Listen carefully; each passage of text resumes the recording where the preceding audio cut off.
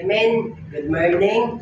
Mayong buntag, mga kaigsunan mo ni Kristo sa living way, living word, living water. O uban pa na ako mga kaigsunan, kudiha ni Kristo. Maigsoon, siguro karon adlaw Domingo wala tay trabaho, morning time, mamukhatag taghigayon ngadto sa atong buhay ng Dios, mao si Kristo. Amen. Mana maigsoon, dili ta mo rason, ka bro, gikapoy ko bro kay unong ko kadlaw nagtrabaho, gikapoy ko bro, kinahanglan ko magpahulay ron, dili ko kasimbat. No.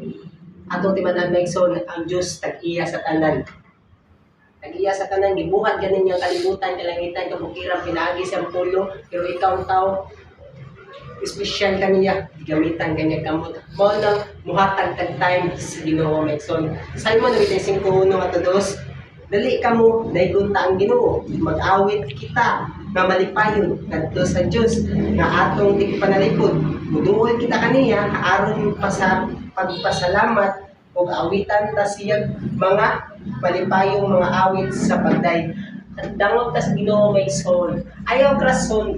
Nga bro, gikapoy ko bro. Nga bro, gikapoy ko kay construction ako trabaho. Oo. Doon tas Ginoo maigsoon kay wala tam masayod ngay nitog na to diha. Wata ka ba ngay kamata na to. Wala na mo kalibutan. Yeah. Asa ta paingon. Luhare padulngan sa tao. Langit padulngan kanora. Amen.